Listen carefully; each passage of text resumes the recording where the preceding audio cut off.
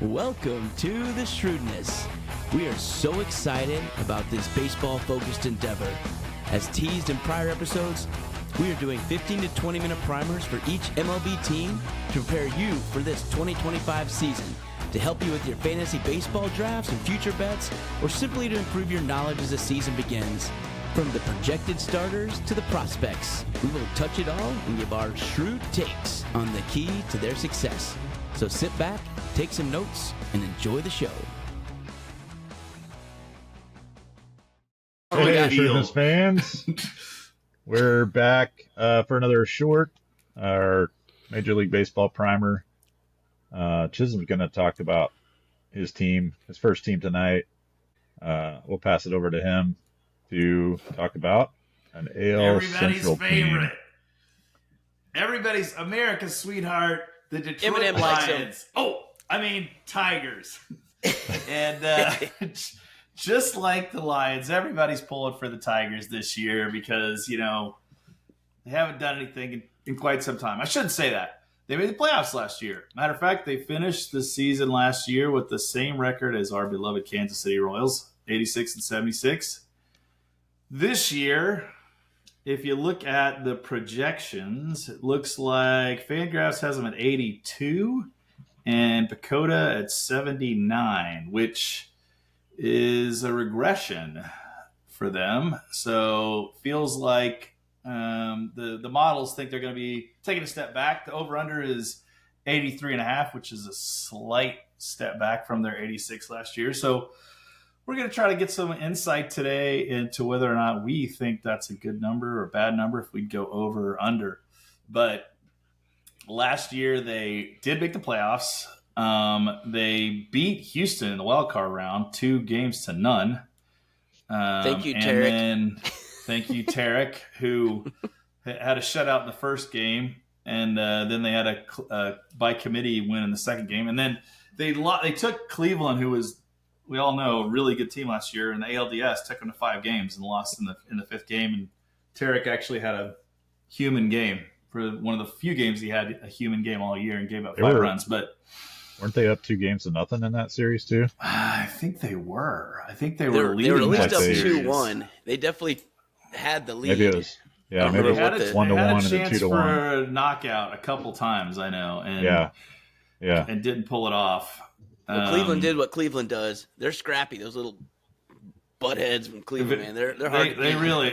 They're really scrappy, and Detroit, you know, they're not like, they're interesting because they're middling in a lot of ways. Their payroll is kind of middling this year too. They're $144 million, so they're not going to go and break the bank on anybody. It's similar to a lot of the AL Central teams. It's kind of what makes the division fun because there's not some powerhouse that's going to go in and Yankee or Dodger you, where you just buy the beat championship. up. Right. Yep. Like every team seems to have a relatively good chance unless you rhyme with schmeichmocks, because they seem to find ways to lose every year. But for the most part, everybody's got a good chance. So they're an interesting team. They're definitely led by pitching, and they're starting pitching specifically. And then they got a lot of youth in position players. But where do you guys want to start? You want to start with the pitching, or do you want to start with the lineup? I like starting with their strength. So if you would go through their starting rotation. And well, I'll list the 5 for you. You've got Tarek, of course, and then you've got Jack Tarek Flaherty. Skubal. We'll do the full name just in case our listeners don't know. Tarek Skubal, Jack Flaherty, Reese Olson in the 3rd spot right now, Jackson Jobe, who we'll talk about quite a bit, and then Casey Mize in the 5. And then there's also one guy named Alex Cobb, who's a 37-year-old who will be in that starting 5 at some point, but he's got a hip inflammation. He's probably going to be out the first month and then return to the rotation. So, God, remember 20 years ago when he used to be super good for Tampa Bay? Yes. Like because Tampa Bay fixes everyone. Yep. Well, I think he actually started there, though. He did. Yeah. He's 13 years. He's got it in the league. 37 now, huh? Wow. 37. He's starting to get a Pete Rose baseball card. He's the old school guy. He'll slot in somewhere. He'll probably take Reese Olson or Jackson Jobe's spot whenever he comes in. He's 37 years old, but even at 37 last year, he had his career ERA is 3.84, which is really good for a starter. Is it and really? he is That's his career ERA? Yeah. That's strikingly good. It's strikingly good for a Alex Cobb. It's not like a guy that you'd have top of mind, but he's very solid as a starter. And he's I remember being really good for a few years. Yeah. But I also remember a stretch where he was not real good, like god awful. That's why I'm amazed it's still a 3.84 ERA after all that. Yeah. He's been surprisingly consistent. So he'll be slotted in somewhere, and they, if you look at who they signed, he was a key 1-year deal, and he was coming from the Guardians. So last year he was with the Guardians. Another key signing for them is the 2 starter, Jack Flaherty, and he is particularly interesting because he's a boomerang. He pitched for them last year, and at the trading deadline, they traded him to the Dodgers because the Dodgers needed help. Evidently, they need more pitching. They needed more arms, they picked up Jack Flaherty. But it ended up being a great deal for the Tigers because they traded Flaherty and they picked up a guy who's in their starting lineup now, and Trey Sweeney, who we'll talk about, and a couple minor leaguers, and then they signed him in the offseason.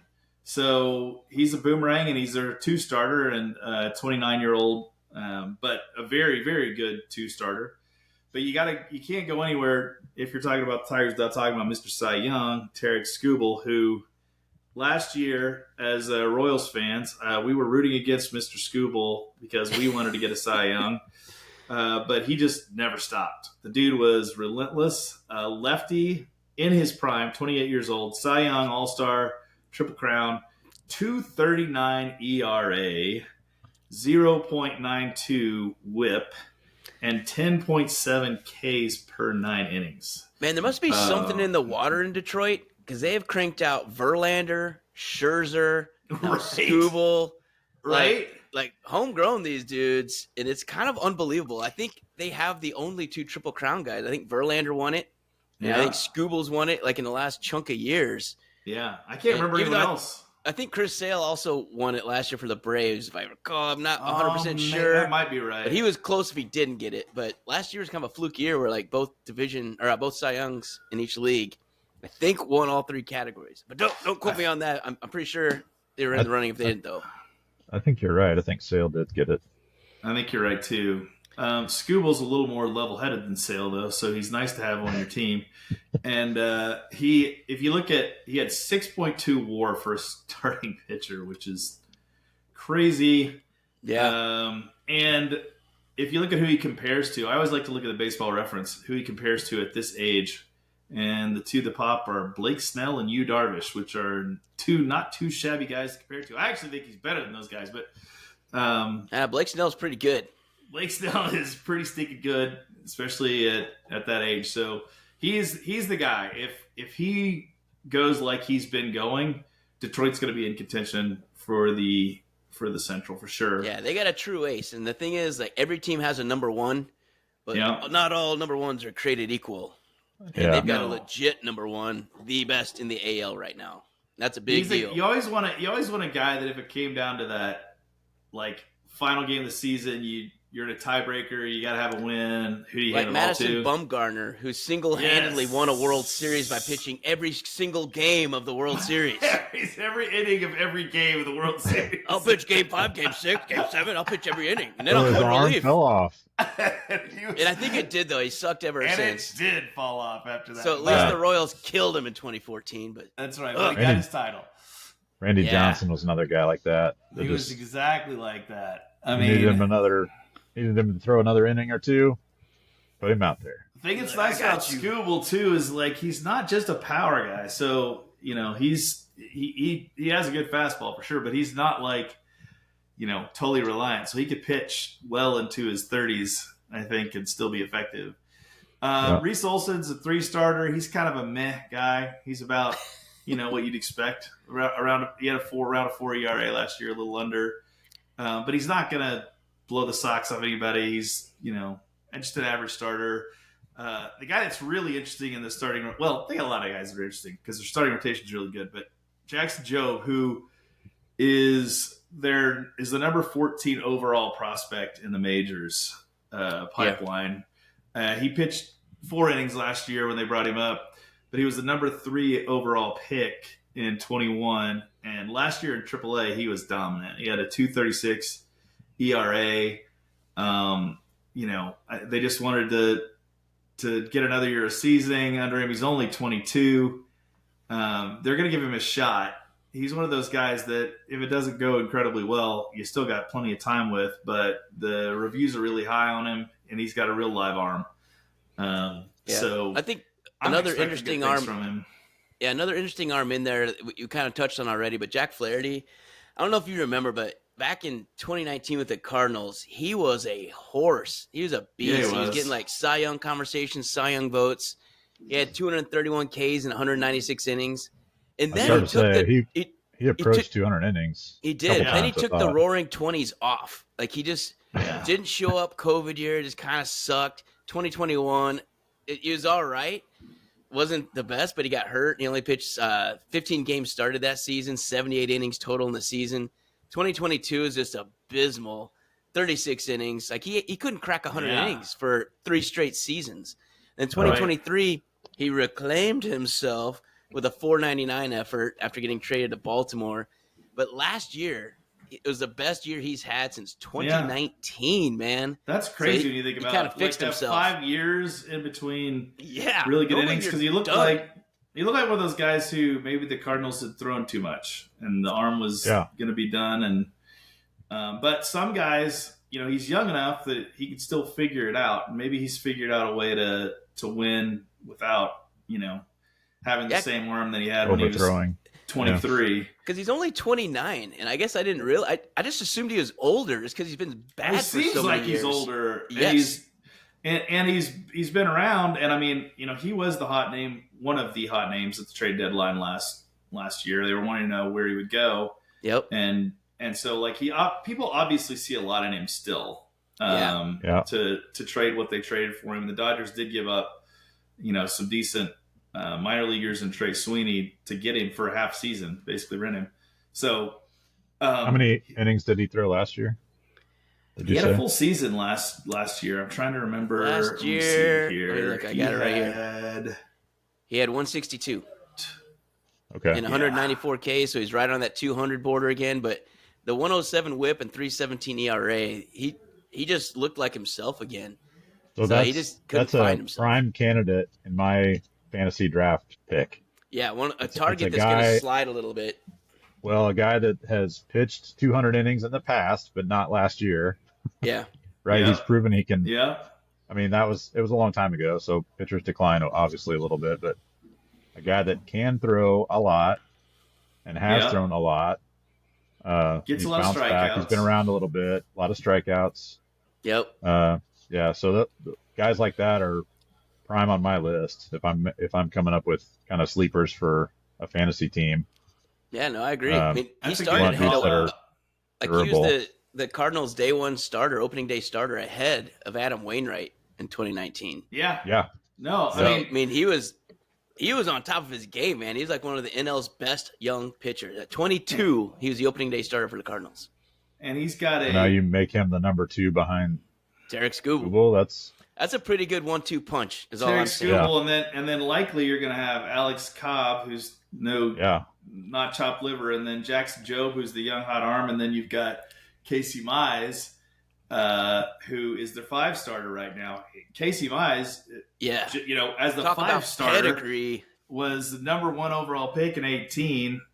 He didn't have a great year last year, 4.23 ERA, not bad though. And if you think about, you got a number 1 overall pick as your 5 starter to start the season, you could do worse. That's a pretty darn good starting 5, and even if Reese Olson slots as your 6th guy, that's a great. I mean, he'd be a easy 5 starter for everybody else, probably a 4 in most teams. So they got a lot of depth in their staff. They only got 1 lefty at Skubal, but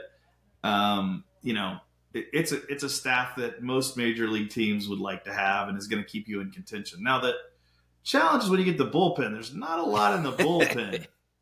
They're doing closing these games out. That's assuming they need a bullpen, Chisholm.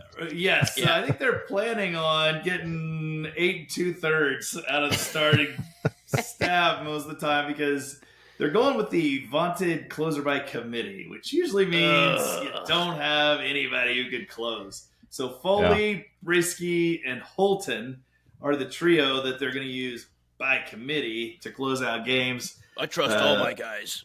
Right. I mean, somebody will emerge. They'll have somebody that takes more of the lion's share. But I mean, Foley seems like the guy who is most likely to emerge. Then they went out and got a bunch of veterans for the middle relief. So they do have Tommy Canely, who they signed from the Yankees on a one-year deal. He's got a good pedigree, but he's 35. John Brebbia, who they signed on a one-year deal from the Braves. And I'll always take a Braves pitcher, 34. And then Kenta Maeda, who was actually starting some for him last year, is now moved into a permanent kind of long reliever role and could obviously come in spot start if they need to. But he's getting older. Guy. Mop-up duty. Yeah, he's 36 now. And clean up on aisle 6. Kenta, get over here. We need you to mop this crap up. What are we? We're down 12-2. It's the 4th. It's Kenta time.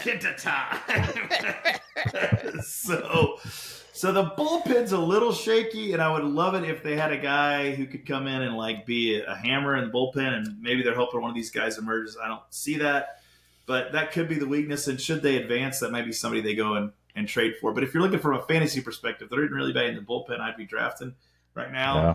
You don't have a guy that's going to deliver a lot for you from a value standpoint there. So that's pitching. Anything else to add on the staff that you guys wanted to throw in? Well, I know. I mean, yeah, go ahead. Just hearing you speak about those top 6, sounds like they're going to have solid pitching all year. Even if somebody goes down, they're going to have a pretty tough out. I think they're going to contend, and you got those guys, and you're playing in Comerica, which is a freaking canyon.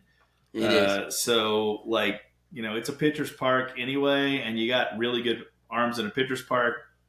They're going to be in contention. They're not going to be. Yep. They're not going to be a team that's out of it in July. I don't think.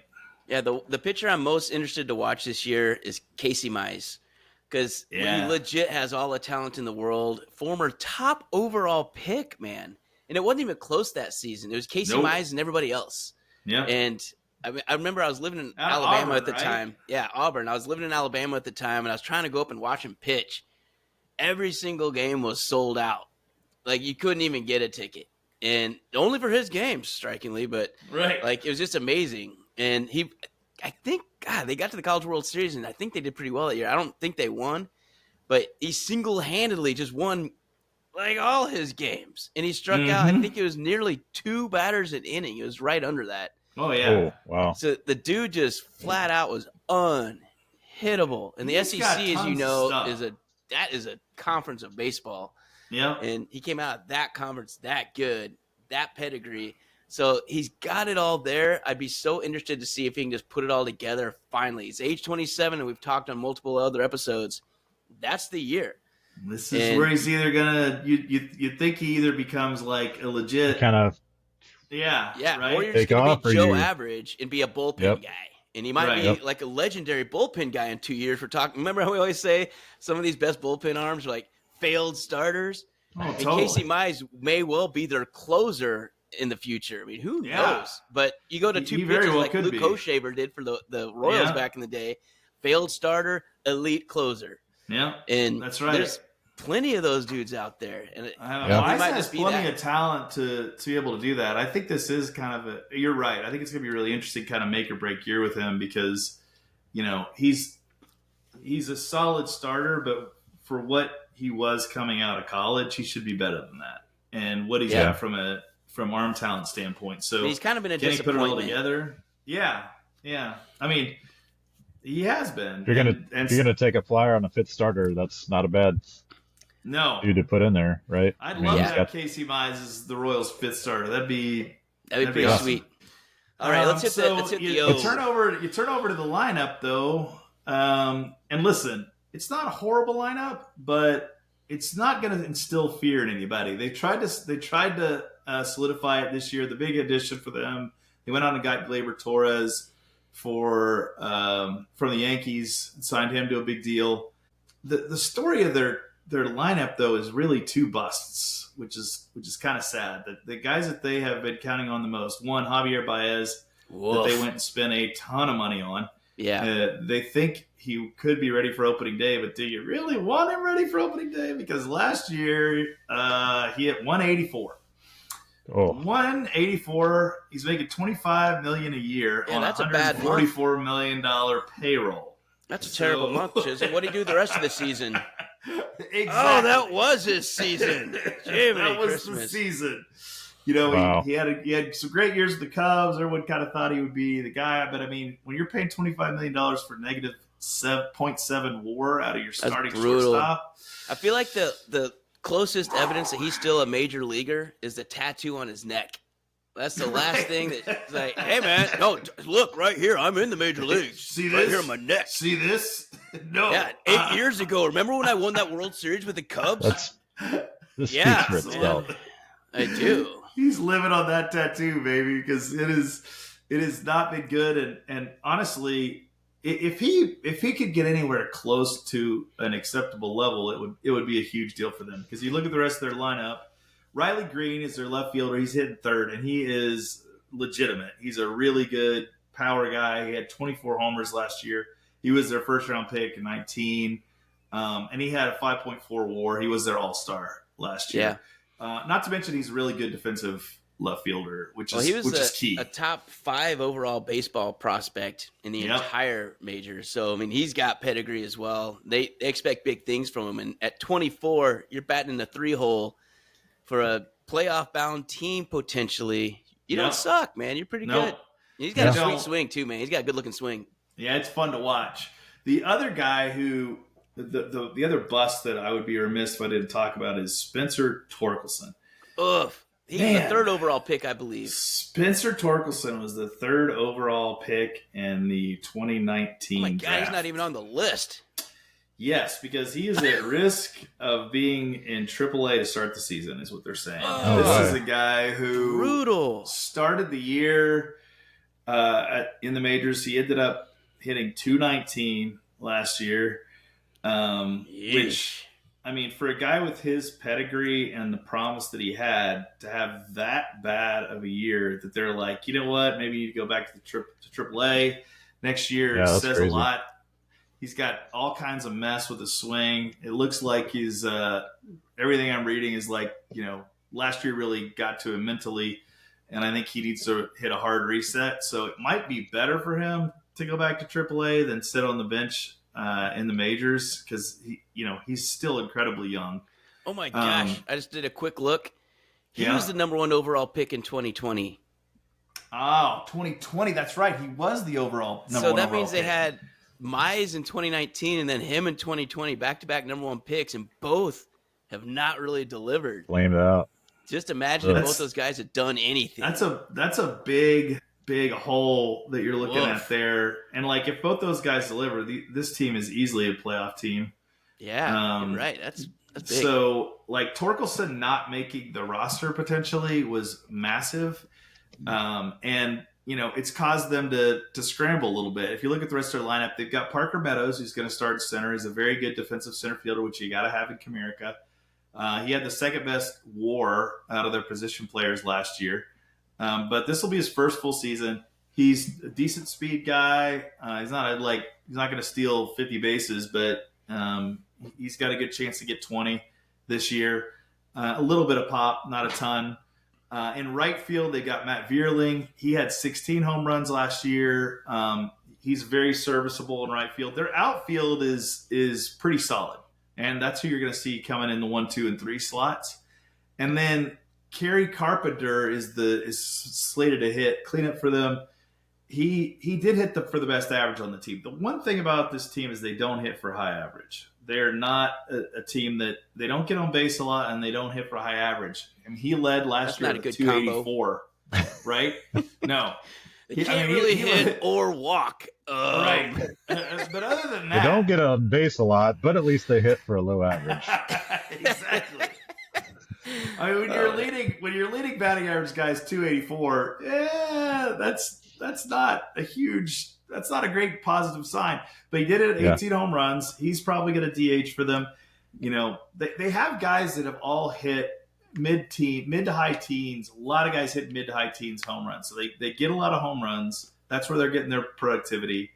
And then in the 5 slot, Gleyber Torres. And this is, I think, one of the big reasons they got him is he does get on base. He should easily be their best OBP guy coming in this year. If you look at projections, and he does have the low K rate, which they need because they got a lot of guys that swing and miss a bunch. So I could actually see him moving up higher in the lineup. They got him at 5th, but I could see him going to like 2nd pretty easily.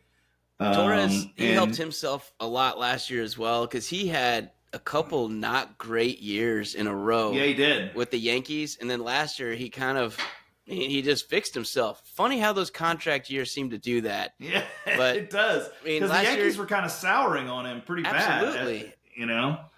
Which is easy to do. I mean, it just after a phenomenal 2019 season, he had 38 homers and 90 RBIs. That's tough, man, because then no matter what you do, you suck. But the next 2 seasons, he had 12 home runs combined. Right. Combined. Yeah. Like the next 3 seasons, he had 36 home runs combined. So after going 38 and then 3 seasons later, you're 2 less than what you did in 1 year. That kind of hurt. Right. And last year was the first year he kind of started. I mean, for one, he just got on base better. So you're exactly right. He walked 65 times last season. Got a 330 on base. He gets on base, and you know this team needs that.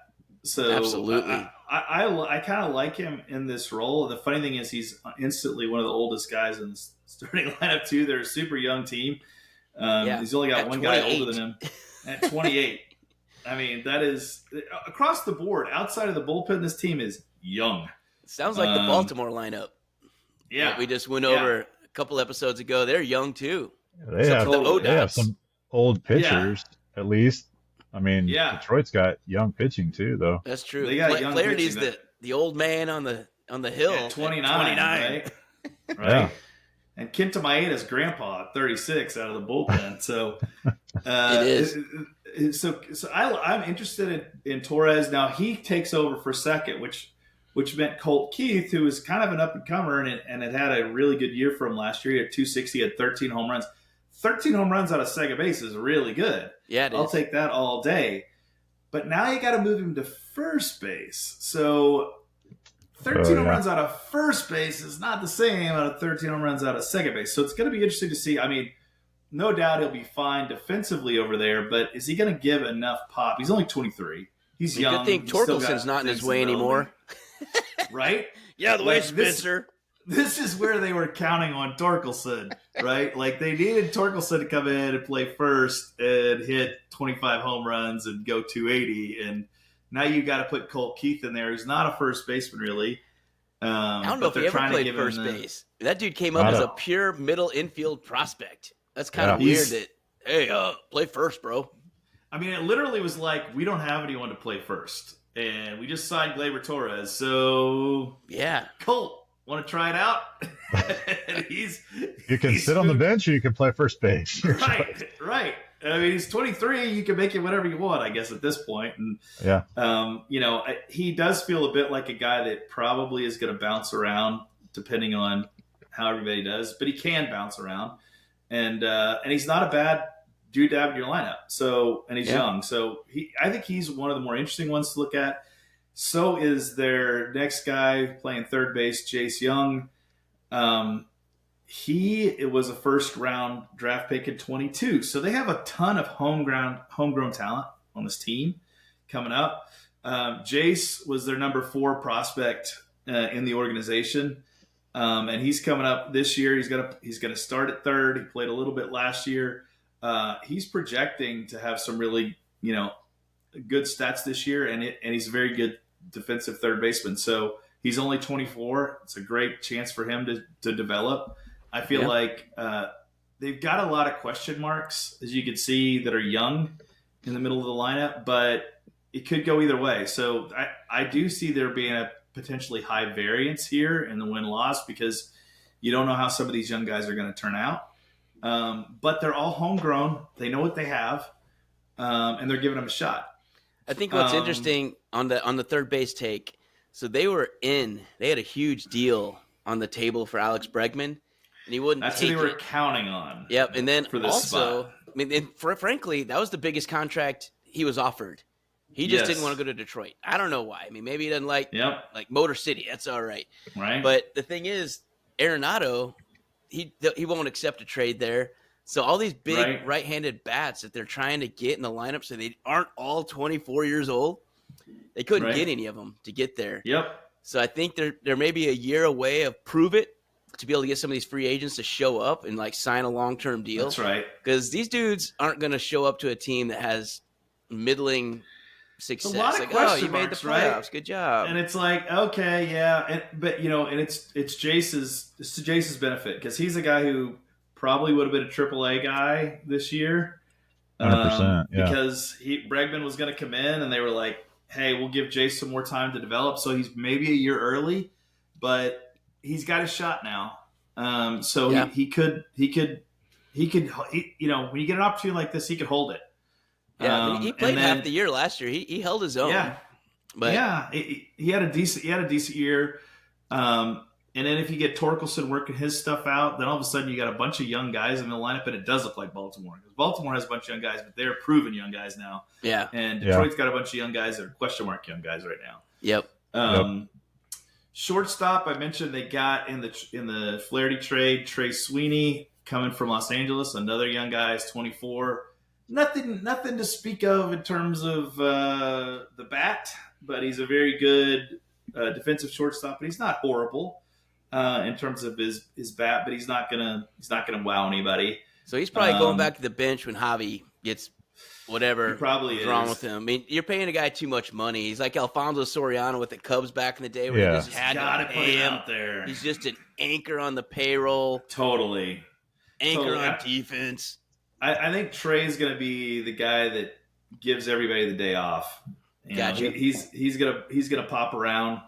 And fill the roles, and he's young too, so he could be part of the long-term plan for sure. And they basically got him for nothing in the Flaherty trade, so it was a good move on their part. And then your 9-hitter is Jake Rogers, the catcher. Jake Rogers, he sucks at hitting, but man, he's a really good defensive catcher. He is. He hit 197 last year. He struck out 30% of the time, the most on the team. Wow. He is not a good hitter, but all year he had 3 errors.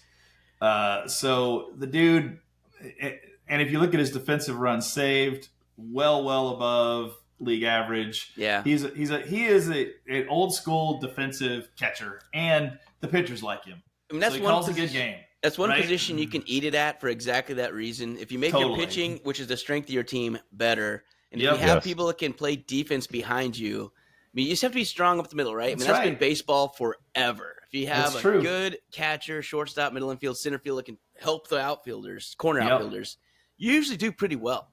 Nothing wrong with having a defensive catcher. 25% of the runners, so he's a really good defensive catcher. And you're right. You see what the staff's ERAs were last year. I mean, the dude knows how to call a game, and that's well worth the 197 batting average that you're putting out there. Although it'd be nice if you could nudge that up to 220, 225. That's it. Hey, he out-hit Javier Baez. So. That's it. He's like, bro, I ain't last on the team. I bet Detroit's looking at that as a steal. Dollars per hit. If you look at the dollars per hit, he is a bargain. It is. Bargain basement. All right, so Chisholm, your take from fantasy standpoint, which players are worth picking up on your fantasy team this spring? Definitely, I'm first on my list. Well, it's Skubal, obviously. Yeah. If you get Skubal, he's first. Definitely Riley Green. If he's available, I'm on Riley Green. I also really like Flaherty as a starter. Yeah. And I would probably take a late flyer on Jackson Jobe because he Upside. is got a lot of upside, and you could get him late, and he's going to be on a team that that has a lot of good pitching and good defense. So I like him late. On the offensive side, Riley Green, maybe Kerry Carpenter, maybe he's a decent starter, and then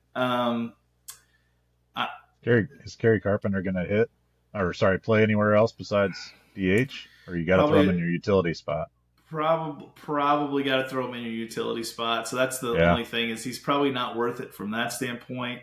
You got a potential flyer with Jace Young as a young guy. You could probably get late and cheap. And then he's got some if upside. you want to take a risk on a bounce back with Glaber at second, it's not horrible. But really, the only guy I must have on the offense is Riley. Yeah. Yep. I think you're probably right. And a lot of pitchers. I would be interested in a lot of their pitchers. So Casey Mize too might be a good. He's not a bad flyer. 15th round type guy or something like this. Throw him on the end of your bullpen and take another one I kind of like. Your bench. Another one I kind of like is Colt Keith for a late round flyer, because for one, position eligibility, because I think he played some third and second last season. He did. And if he's going to be playing first, that gives you some options, especially if you're doing daily fantasy. Around. He's not just locked into one place. You can play him utility, first base, second base. That's always nice to have that guy on your team. Right? It is. And it is nice. So, and the thing is, like last year, he's 23. He had 13 dingers last year.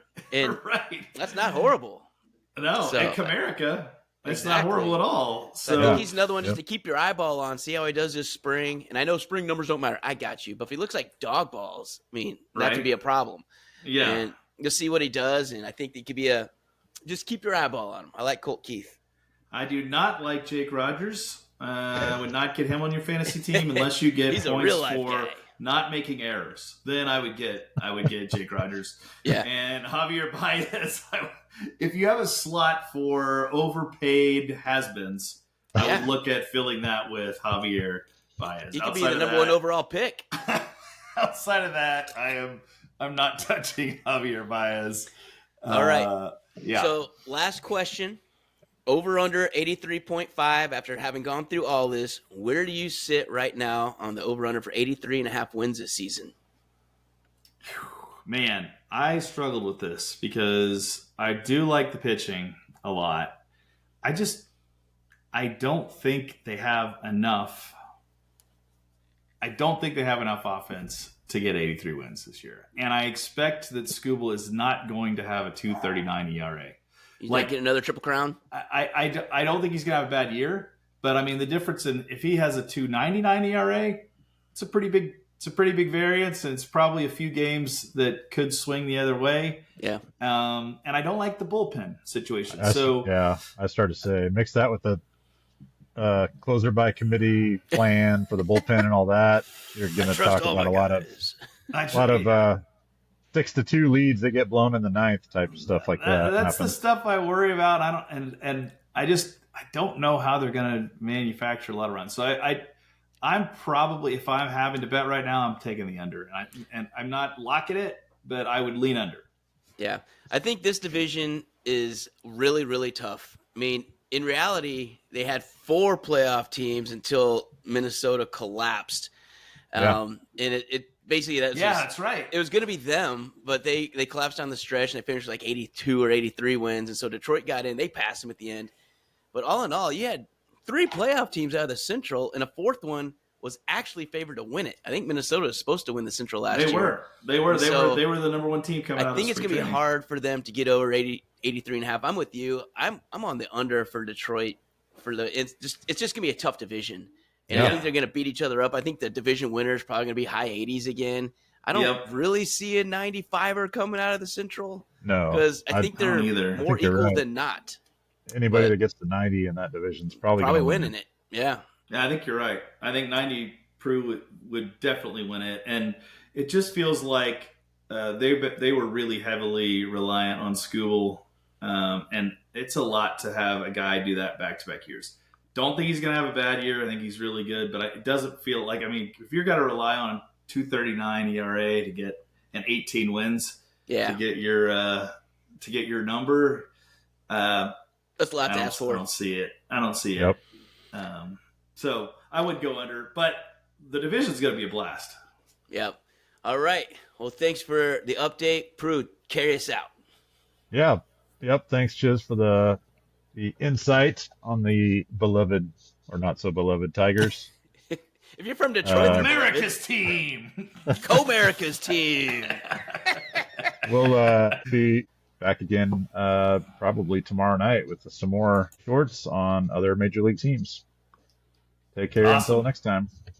Stay true. Adios.